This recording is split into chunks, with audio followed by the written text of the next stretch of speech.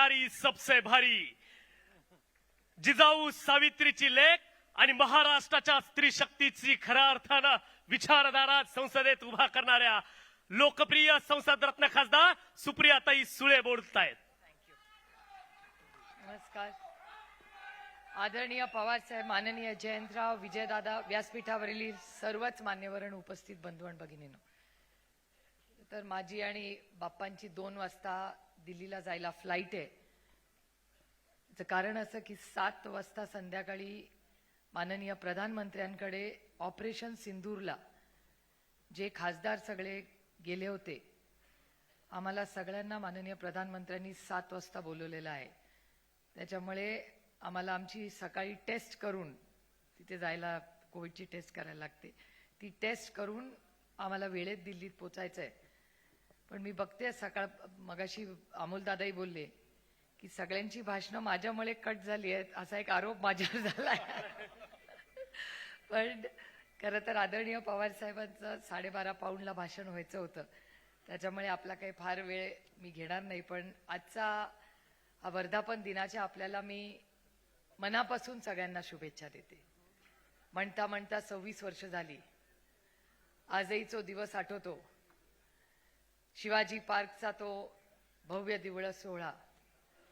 संगमाजी, तारिकभाई, संगमाजी आज नाहीत आपल्यात, तारिकभाई त्यांची माझी भेट होते अनेक वेळा. ते आज बिहारमधून निवडून आलेले आहेत, खासदार आहेत आमच्या सगळ्यांबरोबर.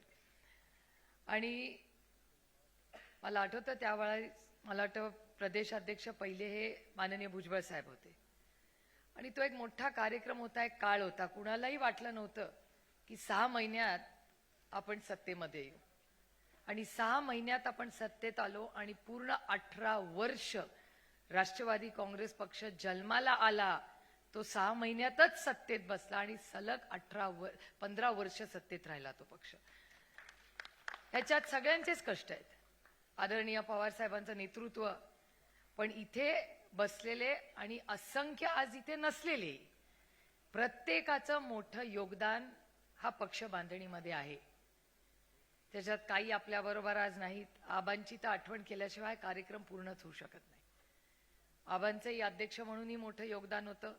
आज अरुणभाई व्यासपीठावर आहेत. असे असंख्य, पिचड साहेब, ते जरी नंतर आपल्याला सोडून गेले तरी त्यांचं योगदान आहे. ज्यांनी आपल्याबरोबर कधी ना कधी काम केलं त्याची नोंद माणसांनी आयुष्यात नेहमी ठेवली पाहिजे, जाणीव ठेवलेत. हेच आपले संस्कार आहेत. मला अनेक वेळा माझ्या मतदारसंघात, परवाच आम्ही फिरत होतो भोरला, भोरचे लोक दिसत आहेत तिथे मला.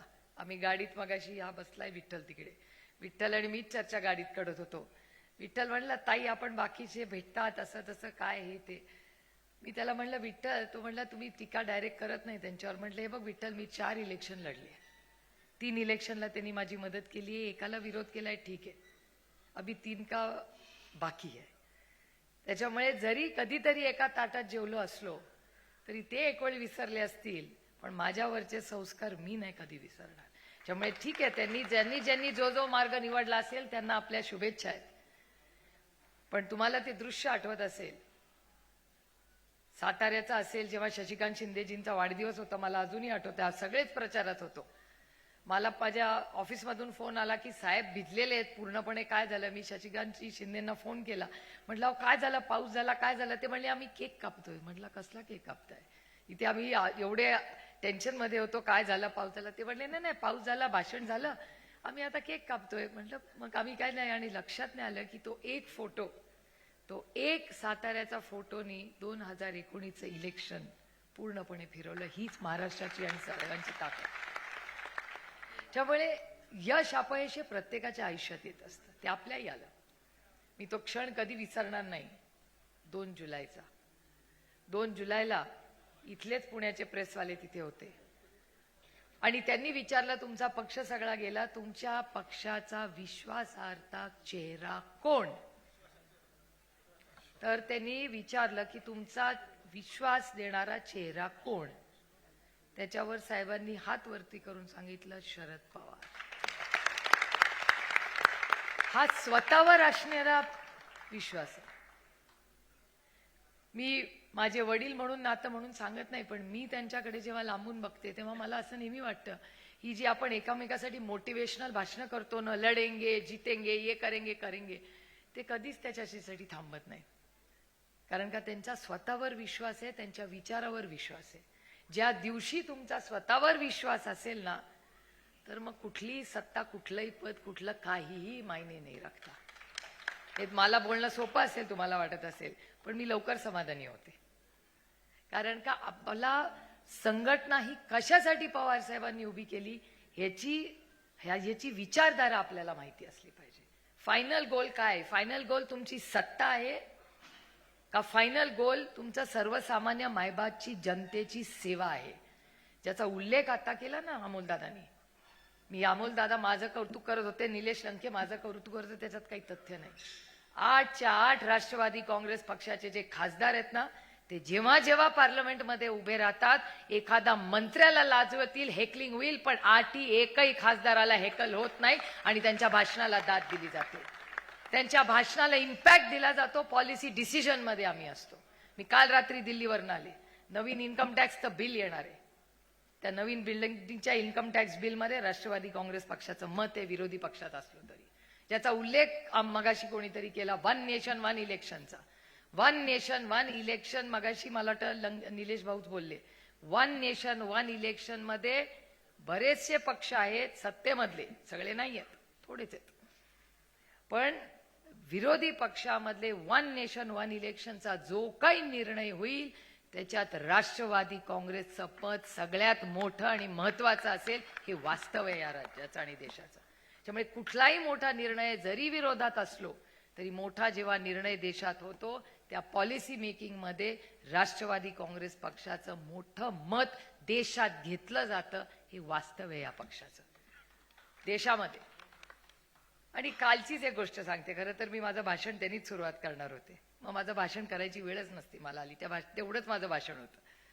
काल मी इंडिगोनी काल आले पुण्यावरनं माझी कमिटी मीटिंग करून, आणि माझ्या शेजारी सत्तेतले खासदार बसले होते. सत्तेतले खासदार मी आणि एक माणूस. तो माणूस आम्हाला काय ओळखत नव्हता. तो भारतीय आहे पण चायनामध्ये काम करतो. त्यांनी आमच्या दोघांना बोलताना पाहिलं आणि म्हणलं, तुम्ही दोघी राजकारणात आहात का? तो म्हणलं, हो आम्ही दोघंही राजकारणात. कुठल्या पक्षात आहात? म्हणजे काँग्रेसच्या विचारात का बीजेपीच्या विचारात? तर त्या व्यक्तीने इंग्रजीत सांगितलं NCP. तो शेजारचा माणूस पटकन, जो मलाही ओळखत नव्हता त्यांनाही ओळखत नव्हता, म्हणाला, अच्छा शरद पवार NCP. हा, आणि हे व्हेरीफाय पण करू शकता तुम्ही. मी शेजारच्याचं नाव आज सांगणार नाही, पण मीडियाला विचारायचं असेल तर फार लांब नाही जावं लागणार आहे. त्याच्यामुळे इट इज नॉट, हे परसेप्शन गेम नाही, हे वास्तव आहे. या पक्षाची स्थापना आणि ही 26 वर्ष ही तुमच्या सगळ्यांच्या कष्टांनी झालेली आहे. पण त्याच्याबरोबर संघर्ष येतो, अपयश यश येत असतं, प्रत्येकाच्या आयुष्यात येतं. म्हणून काय आपल्याला हातबल व्हायची गरजच नाही. उलट मला तर वाटतं खूप वेळा की बापरे, जेव्हा त्या लाडक्या बहिणींची नावं कमी होतात ना, कसं तुम्ही डिफेंड करणार आहे मला सांगा ना. जेव्हा शेतकऱ्याचं नुकसान होतं, ज्याचा उल्लेख आता सरांनी केला, देशमुख साहेब म्हणाले कर्जमाफी करणार करणार करणार. काल इथे आप्पासाहेब पवार बसलेत. काय परिस्थिती आहे शेतीची सांगा जरा, कांद्याची काय परिस्थिती आहे दौंड, इंदापूर, बारामतीला जाऊन. आणि फक्त माझ्याकडे नाही, सगळीकडे राज्यात परिस्थिती आहे. सरसकट कर्ज माफी करावी ही मागणी मी राजकारणासाठी करत नाहीये, ही राज्यातली परिस्थिती आज आहे. महाराष्ट्रामध्ये आज गरीब कष्ट करणाऱ्या मुलांचे, अनाथ मुलांचे पैसे आज त्यांना मिळत नाहीये. स्कीम बंद होते. मी म्हणत नाहीये, ह्या सगळ्यांच्या चॅनलवरच दाखवलं जातं. काय फिस्कल डेफिसिट आहे. आता लोक म्हणतात फिस्कल डेफिसिट, ताई भाषण करते आम्हाला समजतच नाही. फिस्कल डेफिसिट म्हणजे येणारे पैसे आणि खर्च होणारे पैसे या दोन्ही मधली जी गॅप असते. प्रभाकर देशमुख साहेब आहेत, त्यांना फिस्कल डेफिसिट कळतं. जयंतरावांनी तर फिस्कल डेफिसिटवर 10 वर्ष इथे अर्थमंत्री म्हणून काढलं. त्यांच्या काळात सगळ्यात कमी हे होतं, त्याच्यामुळे ते यशस्वी अर्थमंत्री म्हणून जयंतरावांकडे दिलं जातं. त्यामुळे आज राजकारण करत असताना विरोधात जे सत्ता, पॉलिसी लेवलला काम केलं पाहिजे. आपण इलेक्शन्स येतील आणि जातील, पण पॉलिसी लेवलवर काम आणि विचार याच्यावर पक्षाने काम करणं गरजेचं आहे. माझी विनंती राहील, मी आदरणीय पवार साहेबांना विनंती करते या व्यासपीठावरनं की ह्या महिन्यानंतर दर महिन्याला 2 दिवसाचं वर्कशॉप हे ओपन ठेवा. ज्याला यायचंय त्यांनी यावं, पण आपली विचारधारा नक्की काय आहे, श्रद्धा ही असलीच पाहिजे, पण अंधश्रद्धा नसता कामा नये. तुम्ही आत्मचिंतन करून बघा, तुम्ही श्रद्धा आहे तुमची का अंधश्रद्धा आहे तुमची? पांडुरंगावर माझं प्रेम आहे आणि माझा डायरेक्ट कॉन्टॅक्ट आहे, मला मध्यस्थी लागत नाही त्याच्यामध्ये. श्रद्धा ती डायरेक्ट मध्ये असते, मध्ये ती अंधश्रद्धा येते. त्यामुळे आज पक्ष असताना पक्षाची विचारधारा याच्यात कंप्लीट क्लॅरिटी असली पाहिजे. त्याच्यामुळे ट्रेनिंग प्रोग्राम हे पक्षाने घेतलेच पाहिजेत. गाववाडी वस्तीवर महिन्याला मीटिंग झालीच पाहिजे आणि नवीन उमेदीने शून्यातून पक्ष उभे राहतात. इथे बघा, या पहिल्या 2 रो मध्ये मी किती जण बसले होते, हे सगळे साहेबांबरोबर 60 वर्ष कदम साहेब बसलेत, मगाशी गेले परत आले. ही जिद्द पाहिजे आपल्याला. These are men made of steel. मग पाऊस येऊ दे, काही येऊ दे, काही येऊ दे, काही फरक पडत नाही. हे लढत राहतात, चालत राहतात. ही ताकद असली पाहिजे आणि ती फक्त भाषणात नाही, कृतीमधून केली पाहिजे आपण. त्यामुळे माझी फार अपेक्षा आहे, मी स्वतः पुढच्या महिन्यापासून राज्याचा दौरा करणार आहे. कारण का मला असं वाटतं की राज्याची परिस्थिती खरंच गंभीर आहे आज. अहो, ज्या हगवणे कुटुंबांना मी माझ्या लोकसभा मतदारसंघात माझ्या 3 इलेक्शनला त्या कुटुंबांनी काम केलंय, मला विश्वासच बसत नाही की ज्या पांडुरंग आपले हगवणेजी, ज्यांनी आदरणीय पवार साहेब, नाना नवले यांच्यावर 5 दशक काम केलं, अतिशय सुसंस्कृत काँग्रेसच्या विचाराचं कुटुंब, काय झालंय त्या कुटुंबामध्ये? शिकलेलं घर, त्यांची सून आज ती आत्महत्या करते हुंड्यासाठी. ह्या महाराष्ट्र आपल्याला हवाय. आपली नैतिक जबाबदारी नाही पक्ष म्हणून की हुंडा मुक्त महाराष्ट्र करायची, काय फक्त सत्तेमध्ये जा एवढंच आपलं लक्ष आहे? चला आज निर्णय घ्या सगळ्यांनी की आजपासून पूर्ण ताकदीने राष्ट्रवादी काँग्रेस पक्ष या सगळ्या सामाजिक प्रश्नांसाठी राखीव उठेल आणि शून्यातून प्रश्न. आणि काय वेळ लागतो, महाराष्ट्र फिरूया ना, लोकांपर्यंत जाऊया. वाढव, ज्याचा उल्लेख निलेश लंकेंनी केला, साहेब गाडीतून का फिरतात? आजकाल सगळ्यांचे फोटो येतात बाई त्या रील मध्ये, कोण कुठल्या विमानातून उतरतंय, हेलिकॉप्टर, काय काय काय काय येत. खरंच आहे, सत्तेमध्ये तर विचारूच नका. आता त्याच्यावर मी आज बोलणार नाही, व्यासपीठ नाही आणि त्यांच्यावर टीका करायला मी आज उभी नाही राहिलेले. पण हे अस्वस्थ करणारी परिस्थिती आहे. जर राजाच जर विमानाने फिरत असेल तर त्याला माहितीच नाही ना प्रजाचे हाल चाललेत काय. त्यामुळे लोकांच्या अंतःकरणात जाऊन, घरात, वाडी वस्तीवर जाऊन बघा काय परिस्थिती झाली. तो फहाद म्हणला होता, राखीताईंना विचारा अर्बनायझेशनचे काय होते. त्या राखीताई रोज मुंबईत आंदोलन करतात. त्यामुळे या सगळ्या गोष्टींचा गांभीर्याने तुम्ही विचार करा. मला पुढे जायचंय, साहेबांचंही भाषण आहे, त्याच्यामुळे फार मी भाषण करणार नाही आज. पण पुढच्या वेळेस जेव्हा भेटू तेव्हा एक 15 दिवसामध्ये माझाही राज्याचा दौरा, पुढे कसं जायचं, वर्षाच्या मीटिंग, ट्रेनिंग प्रोग्राम, ह्या सगळ्याची माहिती तुम्हाला कळवली जाईल. पण एकच शेवटी जाताना सांगू इच्छिते की जेव्हा मी ऑपरेशन सिंदूरच्या ह्या कामासाठी गेले, हा मुद्दा खूप महत्वाचा आहे. मला एक माझं भाग्य की फुल ना फुलाची पाकळी, पण या देशाचे परराष्ट्र मंत्री कैलासवासी यशवंतराव चव्हाण म्हणून त्यांना परदेशी जायची संधी मिळाली देशाच्या वतीने. हे छोटंसंच असेल माझं, पण त्याच विचारांचा वारसा घेऊन मला तुमच्या सगळ्यांच्या आशीर्वादाने देशाचं नेतृत्व करून परदेशात जायची 4 राज्यात देशांमध्ये संधी मिळाली. हे माझं भाग्य आणि तुमच्यासारख्या असंख्य कार्यकर्त्यांचं, नेत्यांचे आशीर्वाद आहेत म्हणून मला ही संधी मिळाली. पण एक गोष्ट मला जाणवली तिथे की ज्या ज्या देशांमध्ये मी गेले त्या देशात पहिला प्रश्न मला विचारायचे ते की तुमचा महात्मा गांधींचा तुमचा देश आहे. आम्हाला फक्त तुमच्या देशात कोण आठवतं तर पंडित जवाहरलाल नेहरू आमच्याकडे येऊन गेले होते. त्यांनी केलेलं भाषण आजही आमची लोक वाचतात. इंदिराजींसारखं नेतृत्व ह्याच भारताने दिलं. काय आयर्न लेडी होती, त्यांच्याबद्दल आम्हाला अजून काहीतरी सांगा. म्हणजे आजही परदेशात तुम्ही गेला तरी आदरणीय मोदीजींबद्दलही चांगलंच बोलले, हा गैरसमज नसावे. पण त्याचबरोबर जेव्हा ते माननीय प्रधानमंत्र्यांची विचारपूस आणि शुभेच्छा देत होते तेव्हा प्रधानमंत्र्यांबरोबर आणि कोटी आपली जनतेबरोबर ते महात्मा गांधी, जवाहरलाल नेहरू आणि इंदिराजींबद्दल ही बोलत होते. हे आपल्याला विसरून चालणार.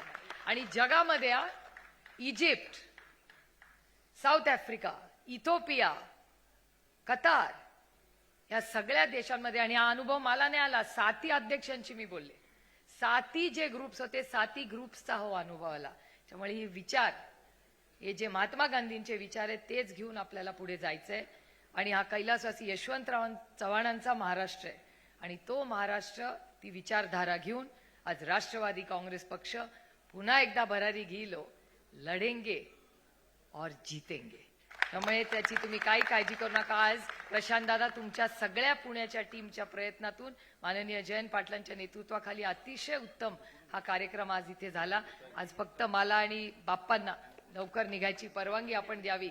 आणि या सगळ्या खासदारांचं मी पुन्हा पुन्हा कौतुक करते, फौजियाताईंचंही, की राष्ट्रवादी काँग्रेस पक्ष हा पार्लमेंटमधला सगळ्यात हाय परफॉर्मिंग पक्ष आहे. याचा सार्थ अभिमान मला आहे, या सगळ्यांचा मला अभिमान आहे. पुन्हा एकदा 26 वर्ष पूर्ण झाल्याच्या वर्धापन दिनाच्या मनापासून शुभेच्छा देऊन पांडुरंगाला एवढीच प्रार्थना करते, बाबा चांगला पाऊस पडू दे आणि अडचणीत आलेला माझा शेतकरी त्याला न्याय मिळू दे, एवढंच म्हणून आपली रजा घेते. जय हिंद, जय महाराष्ट्र, जय आघाडी.